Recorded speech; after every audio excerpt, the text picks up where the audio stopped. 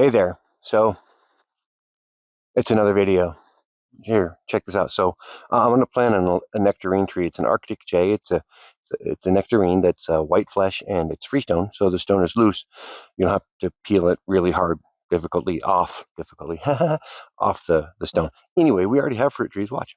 Hey, look, we've got 2 plum trees here, recently pruned, and out front we've got 5 more fruit trees. Fruit trees that have provided us gallons of jam. Gallons, I tell you. Hopefully you've seen my video of how to make apricot jam. It's not hard. Anyway, I'm going to plant a nectarine tree. It's the perfect time of year to plant a nectarine tree. Let me talk to you about why while I get this going. I already started, and then I realized I should make a video of this. So here we go. So first off, the first thing you do is you cut a hole. And since I have grass with its natural companion plants like weeds and stuff, because I don't care about weeds very much in my yard, you kind of cut a circle out, and then you dig your hole. So while I do that, let me tell you about why fall is the best time to plant a tree if you want a new tree in your yard. And here's why. It's because you're not asking much of it. That's right. It's a real shock for really anything to be planted, trees included in that shocking experience, because you're asking kind of a lot of them sometimes right away. You plant them, and then you're like, well, let me water you like crazy, and then I'm going to starve you from water for a little bit to try to wake your roots up, right? You can see I already made some progress on that. And then I want your roots to grow right away, and I want you to start turning into a lush and verdant and fruitful plant event pretty quickly here for your usual, spring, then summer planting and growing season. Well, in the fall, and when you're planting in the fall, especially a tree like this, all you're asking it to do is sit there. Yep. All you're asking that tree to do is go on the ground, and you water it, make sure it wakes up, water it plenty. I'll water it once a day for about a week. And then that's it. You're just saying, now you get to rest. You can sleep. You can sleep for the whole winter, for the whole fall, winter area. And then in the spring, those roots will have been well rested and they'll be ready to go. So, yeah. And I'm just going to keep digging this hole until it's deep enough that I'm probably going to go 1.5 to 2 feet deep. So I have a nice depth for the root base. And I'll prop it up and make sure it's as straight as possible. And yeah, so here we go. All right. I forgot this part. The bag is to, you can do it with the tarp, whatever, but I do it with a bag because I can just use the bag when I'm done later for something else, like with trash. It's to put my dirt. Just to preserve as much of the dirt as I can and not mess up my grass too much. It would have helped for me to water this morning, yesterday, actually, to soften this up. I did not water this morning or yesterday or whatever to soften this up. So I'm just going to go through pretty dry dirt. Found a nice big tree root. Always got to make sure it's a root, not a pipe, because that would be bad. There are pipes here, because I do have in-ground sprinkler runners going to my drip that I'm putting in. So, yeah. Anyway, it's just a matter of digging.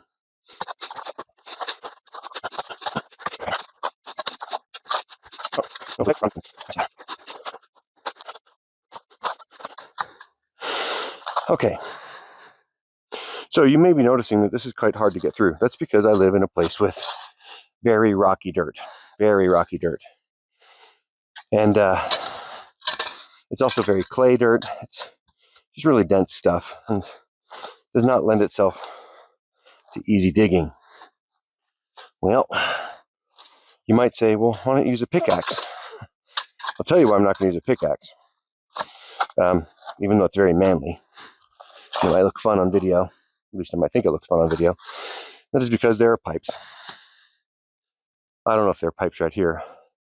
But for that tree over there, yeah, I actually had to repair an in-ground supply line for my sprinkler after I fricked it up. I don't want to do that again. So I'm going to be pretty cautious while still pulling out rocks and other crud. So yeah, no pickaxe. Not for this job. Maybe I should have gotten a bigger trash bag. I'll be all right. Here in a minute, I'll show you how deep we already are. Not that hard. I know it's rocky and not great, but slow and steady. Diligence, not really force, just more kind of angles and movement will dislodge most rocks. Yeah. You may be wondering why. Why is Tidbits guy putting fruit trees in? Well, because we like fruit. Well, you can buy fruit. I know you can, and I do. But also, have you ever grown your own food? Like, it's very deeply spiritually and soul level satisfying to consume and live off even the fruits of your labors, literally. I mean, when you're working, you're of course living off the fruits of your labors that are financial, but it is really satisfying to harvest and eat what you've grown. Very satisfying. And trees aren't that hard to do, really. You plant them, you water them. I will make sure that there's a circle around it so that it doesn't have to fight with other vegetation for water. And then you just kind of keep it nice and pruned and make sure you don't try to care about getting fruit the first year after you planted it, and you're going to do okay. And it's really cool. The fruit's way better than stuff we get in stores. Stuff we get in stores, yeah, it goes in seasons. It's true. But a lot of it is picked way too early. Yeah, so that it'll ripen slowly. Think about it. I mean, in Costco, you get your nectarines and your peaches in those boxes with the plastic that is supposed to be protecting them, and it does, sort of, but still, they're not putting ripe peaches or ripe nectarines in those boxes. They're putting unripe ones, which is why most of the time when you get them, unless you're very lucky or your timing is just great, they're really hard, and they need to ripen soon after you get them, for a while after you get them home. Yeah. Having ripe fruit right off the tree, it's hard to describe how much better that is. I would say it's like drinking pool water compared to drinking fresh spring water. How about that? Yeah. Also, don't drink pool water. That's nasty. That talk about give you a stomach ache. Nasty. Anyway, so yeah, we like nectarines. We're gonna have a good time with these.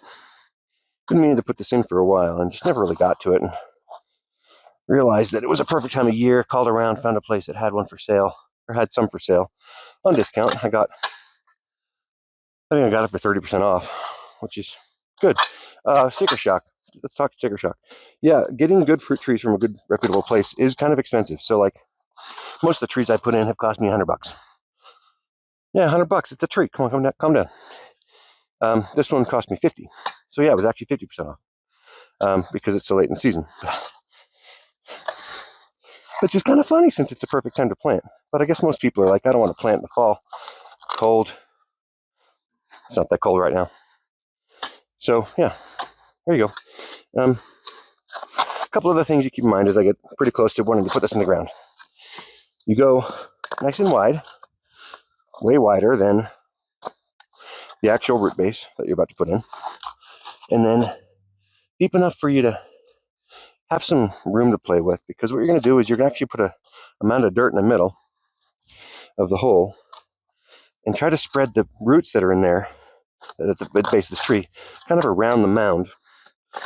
What that does is it gives the roots something to sort of grab onto and hold to as you're putting it in the ground. It actually helps the stability of it quite a lot.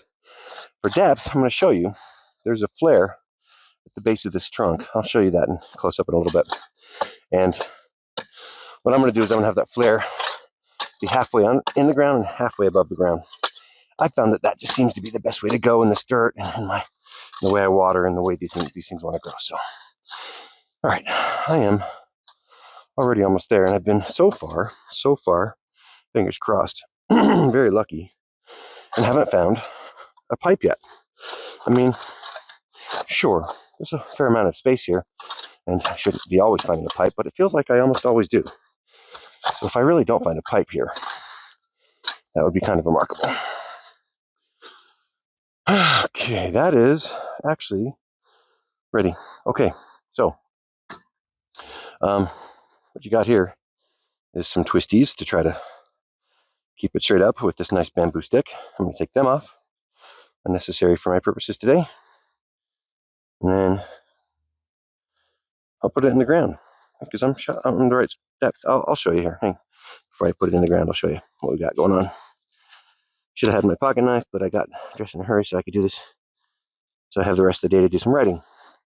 Did you know I write books? Hopefully you did. Goodness gracious. You didn't, are you paying any attention? Yeah, I write books. I write and publish books. I have 13 books published. And yeah. Okay. Here, come look. See that? That is the depth. And that is a little mound. That's really all you need. You do not need to go any deeper than that. Why would I? The root flare needs to be partly above ground. So that's what I'm going to do. Oh, let me show you the root flare while I got you. Let me see here. Show you this. So, not a root flare, it's just a flare in the trunk, right? So you see how these flare out a little bit there? Yeah, I'm going to have this part be right above the ground if I can manage it properly, okay? All right, let's get back to it here. I got the angle right. A little closer, shall we? Yeah, all right. Yeah, so it's not the most precise of things. You don't have to worry about getting it exactly right. I don't know why I have two of these on here, but one is a description, one is not. I'm going to leave it on there for the season because I forget. I took off the plums things a year after I planted them because I forget. I actually forgot already that, yeah, I don't remember the apples. I think my wife might, so. One's a Honeycrisp, I don't remember which one. Okay, so to get this out is a real cinch. I'm going to set it on its side. Hey, hello, how you doing, Yellow Jacket? If you don't mind, I'd like you to go away. Not a huge fan of yellow jackets, especially around here. I'm trying to work because they are aggressive. Not as aggressive as like the usual wasp, but they are aggressive. Look, now it's already loose, just like that. And I'm pulling it out. Now I got a nice bucket. I don't know if I'll use it, but okay. So now I have dirt and root base. You see that? I think you do. Yeah, you do. Good. So I'm going to break this up. Ooh, we got a lot of nice bugs in there. Yeah. From the nursery, no worries. There's a bunch of roly-polies. Roly-polies are bad for like strawberry patches and some other parts of my garden, but they're not bad for usual dirt. They're just composters, natural composters. We like them. So yeah, I'm going to break this up so I can get to the roots. I want to see where they're at. I don't need the, shut up, Brian Regan. Okay. Yeah, this is a good lot of dirt here as I look for my roots. Okay, I'm actually put some of this dirt back in the pot because I'm going to overflow. Not overflow, I'm just going to have too much dirt to mess with in my hole. So, oh, I just heard a cop flash his siren at somebody. I wonder if he's trying to pull somebody over. That's funny. Okay, so I'm going to just... yeah, we're good. Don't worry, I'm not doing any harm of any concern, at least. Right? Okay, so I find roots here. Good. And okay, so I'm not going to actually worry too much about this mound because this is actually a really nice pack. So I'm going to pivot. I'm going to take some of this dirt out of here, put it in a pot, because I'm just going to put this flat in the hole. Okay, so as my pile is getting big there, I'll just pull some dirt out, put it flat, and try to make sure it's straight in the hole. You guys can tell me if I got it straight here in a little bit. All right. Okay, let's test for height. This is the only thing that I really want to make sure I'm not necessarily precise about, but I'm careful about. I want height and straight. Oh my, that's really close. You can see that. You see that? It's a little above the ground that I want it to be at. So I'm going to take this back out and take out some more dirt. Are you worried about me hurting the trunk and the top branches? Well, one, the trunk is really strong. It can take it. Top branches are probably not going to make it through next year. They'll There'll be some growth spots in some places, but in most cases, something else is they're gonna grow off my branches are gonna grow off the trunk. I don't really care about those branches. They're gonna grow fine. New branches will come in, all will be well. Okay.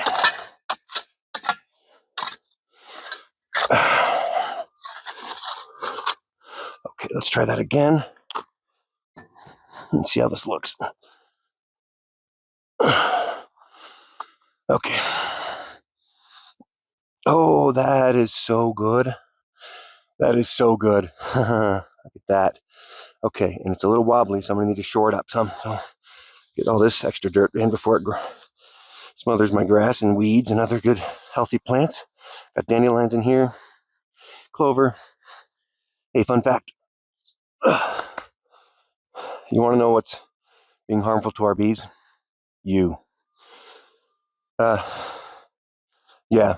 If you are having some contractor, I know it's not straight, some contractor come in and spray your yard for dandelions to kill them, it's you.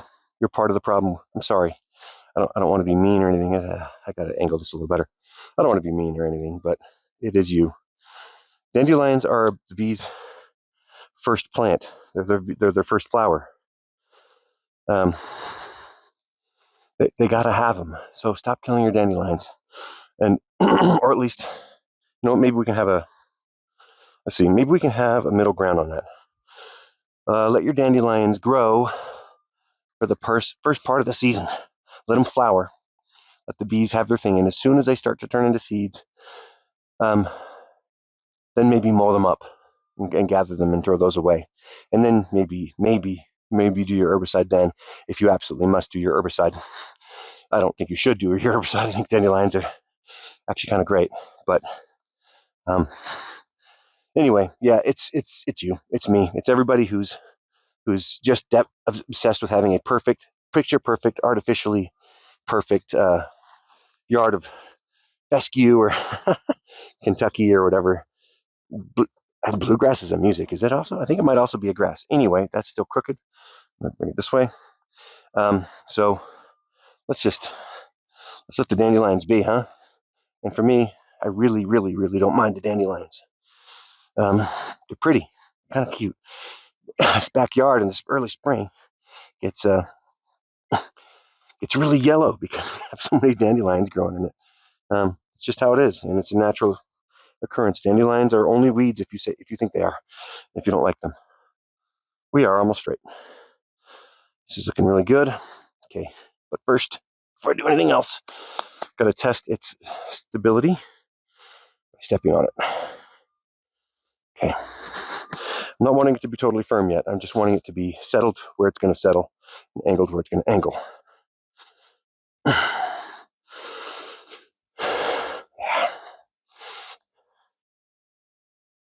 Good. That's actually looking really tasty. I think I need to bring it up some more this way. So we're going to bring that back this way.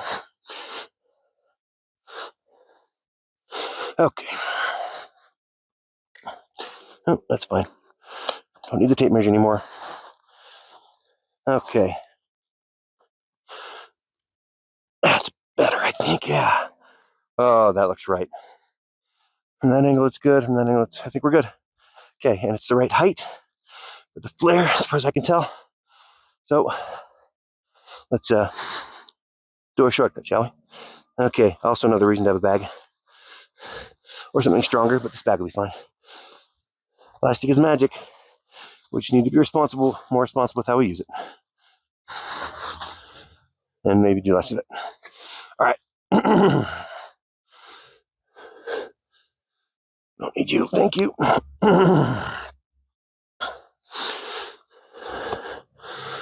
Okay, looking really close. I'm going to stomp this in a minute. I'm going to top it off with some nice dirt.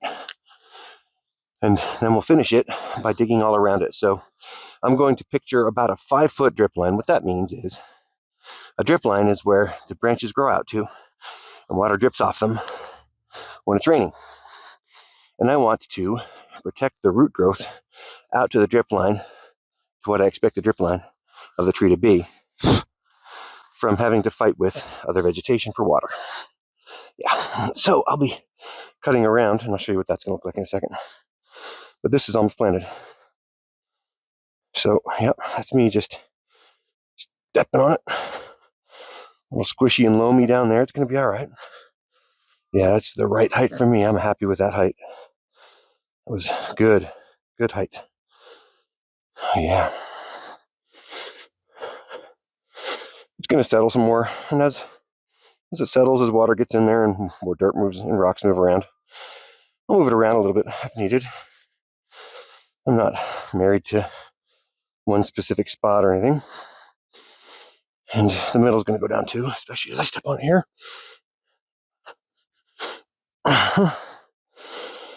As you can see, it's not the most precise of projects, but it's super cool. Okay. A little more dirt here. Let's do it all. Why not? Because it packs nice and it'll look good. And in a minute, I'm going to do some other stuff that'll spread it around. Okay. That's planted. Pretty happy with its location, happy with its angle. I'm going to measure 5 feet with 2.5 being in the middle, so I know how far I'm cutting out to. 3, 4, 5. 2.5 in the middle. Again, not precise, but about where I want it to be. Okay. What am I going to do without the sod, you ask? You should ask that. I'm going to just turn it into a dirt pile. Again, not too worried about really precise stuff. You know what can cover a lot of mistakes and a lot of ills? Mulch. Yeah, so I'm going to take this down about 2 inches, pull out all the sod, and then I'm going to put down some gentle row cloth, or weed barrier, you could say, and just to try to keep some of the weeds down a little bit. And then I'm going to put some bark in it, which I don't have, but I'll get some mulch of some kind. We'll put that in there, and it'll be all set.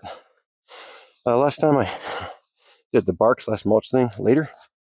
I'm going to do it all at once this time. I'm going to have to go get some, but I have to go pick up some wood anyway for another project. Yeah, the projects never end. My energy ends. Whew.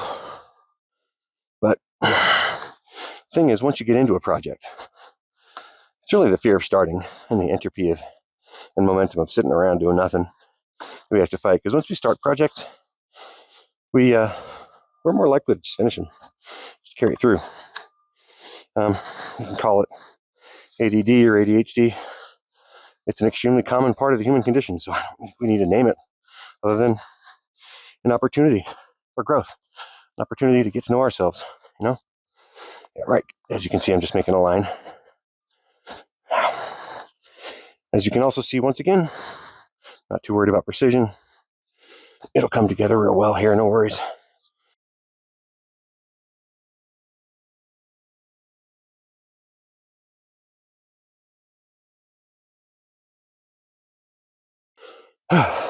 So, you may be like me several years ago and be wondering why your fruit trees aren't thriving. It might be because they're fighting with something else for water. So, especially grass. Grass is a very thirsty thing, and its thatch at the base of the roots really bogarts that water. Okay, it really just hoards it. Doesn't let it get all the way down. So, may I suggest learning what I learned, which was eye-opening to me, and that was that this cut out an area, again, out to what I anticipate and want to be about my drip line of 5 feet-ish for me, ish, as always, and put that, just mulch around it is fine, or you can do weed barrier like I'm going to do. And that's going to do it. It's going to help a lot. It helps you get better water. It's just better for it as well, just all around. Give that a try. It's a lot of work, but luckily, life and gardening and project is very much about learning and doing better, right? Figuring out where we might be going wrong and fixing it. Okay, so you may have hoped that I was going to do a donut-shaped piece of sod. That's too big. I'm not strong enough for that. I struggled a little bit with the other piece. So I'm just going to cut into pieces now and deposit it for a pile later. Yeah, just over there. It's fine. It'll be fine. Yep. Okay. So I'm just going to cut it as I go. I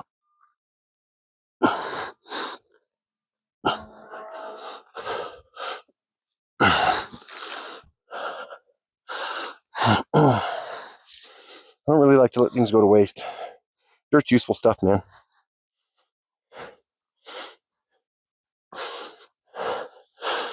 And luckily for me, I have a landscaping feature I'm working on out front, so I need some more dirt. I'm gonna let the grass die over the season, and I'll put it out there in the spring. Make it a little easier to not have weeds pop up over there.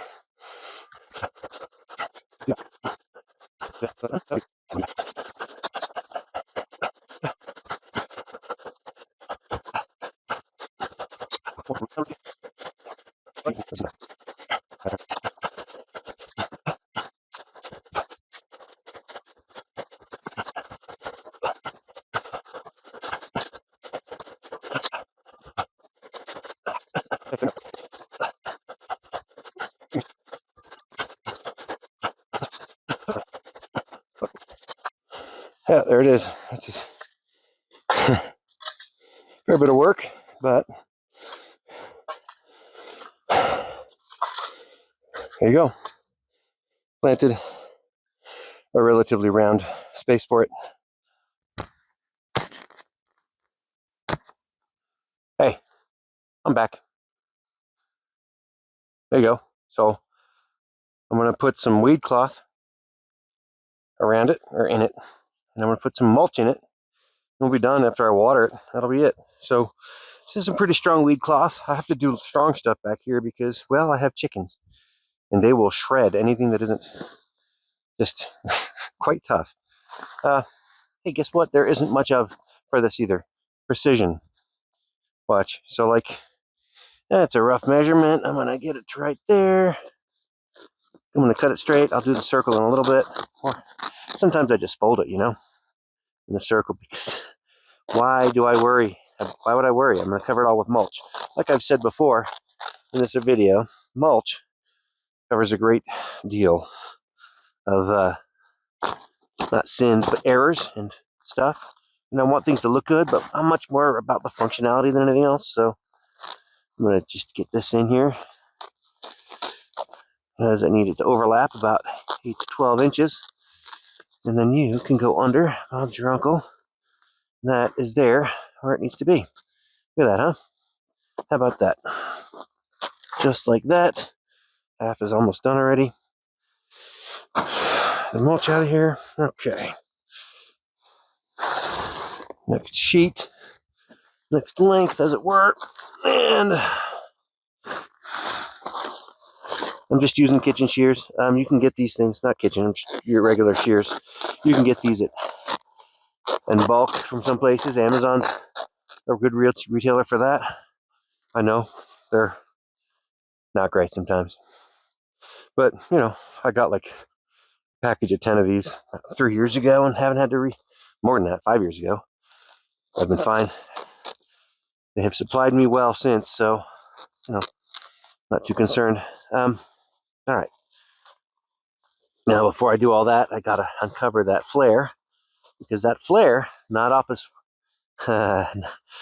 space flare, other flare, needs to be able to get some air and not be covered up. So that is exactly where I want that to be, right there. I'm not going to weigh it down. I'm just going to pin it down in a couple of spots, a couple of choice places to assure myself that it's not going to fly all over the dang place. I think we'll do it here. Make this kind of wide. As you can see, I am so about precision.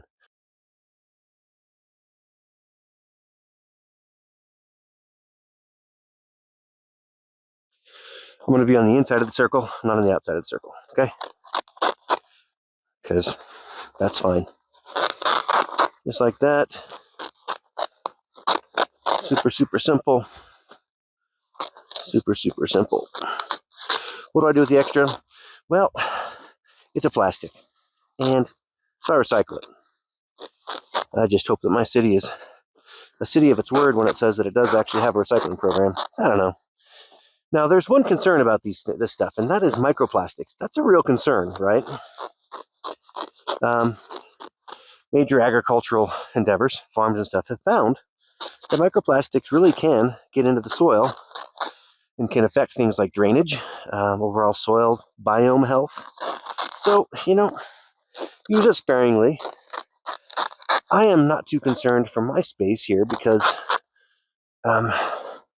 it's pretty well contained, and my grass slash yard, because it's nowhere near all grass, clover and dandelions, like I've said, is very, very healthy, and it's fed by chicken crap all the time because they just wander around. And so, since I use this fairly sparingly, only in a couple of spots here and there, I don't worry too much about it. But if that's a concern, let me give you an alternative for it. You know what a good alternative for weed cloth is? Cardboard. So this is real easy. Could open it with scissors, but I didn't think of it, so I'm just gonna cut it open with my shovel and call it good. I got 2 bags just to make sure. One would have probably been about enough, but 2 it is.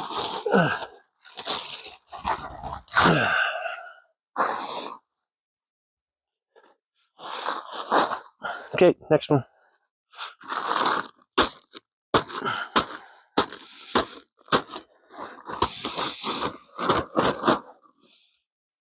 Precision, thy name is not Tidbits guy.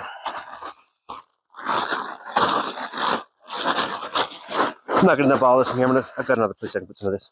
I'll put some in the other fruit tree sections too, just to make sure this is fully covered. I'm gonna actually keep that flare a little more exposed. Yeah, I like that. I like that a lot. Good, good. Now I gotta watch Office Space. Dang it. Keep saying flare. I need Jen Aniston to put on more flare on her vest, you know what I'm saying? It's funny. If you've seen Office Space, you know what I'm talking about. I'm not making some weird joke. That's part of the movie. We're done. The chickens are gonna have their way with this. They're gonna kick it all over the place. I'll just rake it back. No worries. No worries. There we go. That's actually a little more than I needed. This over here. Again, the chickens are gonna kick it all over, but because they're gonna scratch through for bugs, but they're gonna figure out pretty soon that there's not bugs under here, under this mulch. Well, they'll find mulch. They might find a few bugs in the mulch, but not much, because it's organic stuff. Water time.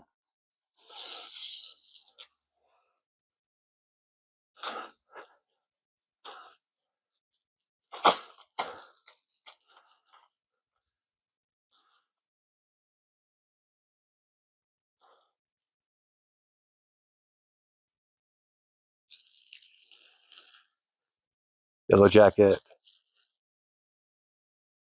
I don't like yellow jackets. I think they are pollinators though, so at least they're somewhat useful. Here, have some water. Santa Rosa plum. Have some water. Italian plum. That's the stuff right there.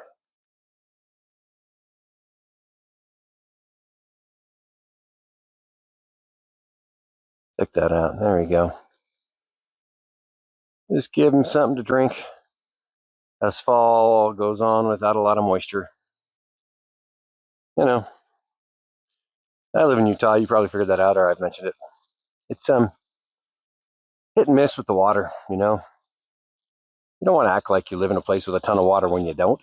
So that's why we're kind of xeriscaping our front yard, which you may have seen a little bit of as we were pumpkining. I'll show you some of the work I've been doing out there, and you can join me for some of it. But yeah, we're not really into, too thirsty stuff. Trees aren't that thirsty. Once they get their tap roots going deep down, and those other explorer roots, going, they are pretty self-sufficient. Got to do a few things the early spring to protect them from the critters that want to kill them and they want to get into the fruits. all organic in this case because I actually believe organic in that case actually helps. Can be good and useful stuff. I don't really buy organic food though. I think that's kind of a scam. Talk about that sometime. But yeah, I use organic stuff just because I like my dirt. I like my biome in this backyard. A lot of good stuff going back on back here in my ecosystem with my compost behind you. I almost sprayed my phone. That would have been really dumb. And the chicken crap, and we use all this stuff. All right, that's about ready. We'll call it good of just about. Got to make sure there's enough to permeate deep into them roots there. Suddenly I'm speaking with proper grammar from my hometown of Kanab. And I think we're going to say Bob's our uncle. Hope you've enjoyed learning how to plant a tree. It's like everything, easier than you think. Not everything. Everything I do, not that hard. Um, we can make mistakes. We can fix them. We can be nervous about things. Try it out anyway. We're mostly nervous about getting started. So just start. Start. It's the best way. And if you have stress about some project, best way to relieve that stress about that project is to start that project. And I'll see you on the next video.